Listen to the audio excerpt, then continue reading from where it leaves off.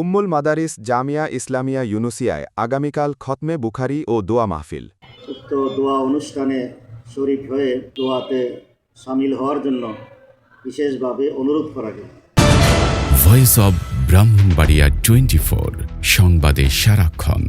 ঐতিহ্যবাহী দ্বীনী শিক্ষা প্রতিষ্ঠান উম্মুল মাদারিস জামিয়া ইসলামিয়া ইউনুসিয়া ব্রাহ্মণবাড়িয়ার উদ্যোগে পবিত্র খতমে বুখারী উপলক্ষে দোয়া মাহফিল অনুষ্ঠিত হতে যাচ্ছে।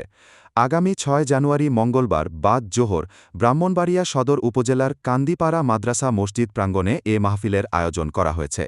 দোয়া মাহফিলে সভাপতিত্ব করবেন আল্লামা শায়েখ সাজিদুর রহমান, মহাসচিব হেফাজতে ইসলাম বাংলাদেশ। প্রধান অতিথি হিসেবে উপস্থিত থাকবেন দক্ষিণ এশিয়ার প্রখ্যাত আলেমে দ্বীন আল্লামা মঞ্জুর আহমদ মেঙ্গল। মাহফিলের নিবেদক হিসেবে থাকবেন আল্লামা মুফতি মোবারকুল্লাহ মোহতামিম জামিয়া ইসলামিয়া ইউনুসিয়া। আয়োজকরা জানান, এটি 2025-26 শিক্ষাবর্ষের দাওরায়ে হাদিস শিক্ষার্থীদের খতমে বুখারী উপলক্ষে আয়োজিত দোয়া মাহফিল। মাহফিল সফল ও সার্থক করতে ব্রাহ্মণবাড়িয়া ও আশপাশের এলাকার ধর্মপ্রাণ মুসল্লিদের স্বতঃস্ফূর্ত উপস্থিত থাকার জন্য বিশেষভাবে আহ্বান জানানো হয়েছে।